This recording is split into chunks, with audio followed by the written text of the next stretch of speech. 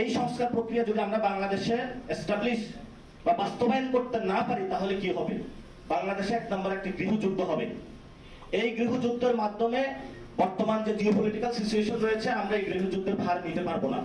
ফলত রাজনৈতিক দলের কাছে আমাদের আবেদন যে আপনারা বাংলাদেশের জনগণকে কোনো গৃহযুদ্ধের মধ্যে ফেলে দিবেন না। 2 নম্বর বিষয় হলো অভিশক্তির ইনফ্লুয়েন্স গুলো আরো বাড়ার প্রক্রিয়াগত কাজ চলছে। সেই জায়গা থেকে আমরা বলবো আপনারা লন্ডন হোক, তারপরে হলো ওয়াশিংটন হোক অথবা বেইজিং হোক, কোথাও দৌড়াদৌড়ি করবেন না। Dhaka is the prime. Dhaka হলো আমাদের সেন্টার। দক্ষিণ এশিয়ার আগামীতে ঢাকাকে সেন্টার বানাতে হবে আমাদের। এই স্বপ্ন নিয়ে আমরা কাজ করছি। ফলত যদি বিদেশে বেশি দৌড়াদৌড়ি করেন তাহলে বাংলাদেশের জনগণের সামনে আসলে জনগণ আপনাদেরকে হয়তো ঝাড়ু মিছিল দিয়ে ঝাড়ু দিয়ে পিটাবে অথবা জুতা পিটা করবে। এই জন্য হলো আপনাদের মান সম্মান রক্ষা করার জন্য, নিজেদের বাচ্চার দিকে তাকিয়ে কথা বলার জন্য বাপ হিসাবে, মা হিসাবে জনগণের পক্ষে আপনাদেরকে দাঁড়াতে হবে। না হলে ভবিষ্যতে আপনাদের বাংলাদেশে কোনো নিস্তার নাই। তাহলে এইসব বড় বড় পার্টি চলে গিয়ে নতুন নতুন জনগণ থেকে অটোমেটিক পার্টি গড়ে উঠবে।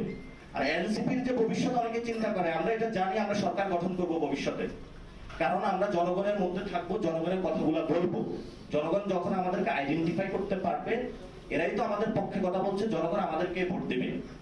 কারণ আমরা কখনো পিছনের দরজা দিয়ে ক্যান্টনমেন্টে ঢুকবো না, পিছনের দরজা দিয়ে কোনো বিদেশি এম্বাসিতেও ঢুকবো না। আমরা জনগণের সাথেই থাকবো ইনশাল্লাহ। জনগণের সাথে আমাদের মৃত্যু হবে ইনশাল্লাহ ভবিষ্যতে।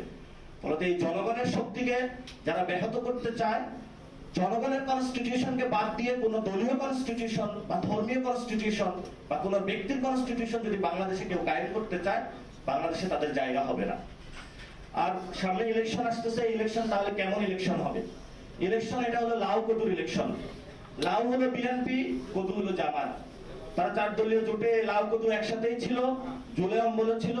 লাউ তরকারি খারাপ না, কিন্তু আপনারা যে লাউ কদু ইলেকশন করতে যাচ্ছেন, সে লাউ কদু ইলেকশনের আগে অনেকগুলো প্রসেস আপনাদের লাগবে। এই জন্য হলো আমরা বাংলাদেশে কোন এই লাউ বিএনপি আর কদু এই জামাত এই দুইটা কোন ইলেকশন দেখতে চাচ্ছি না। এটা হলো নিজেদের মধ্যে একটা আন্ডারস্ট্যান্ডিং করে একই জোটে ছিল, এখন এসে একটু ভং ধরেছে যে আমরা বিরোধী, তোমরা সরকারে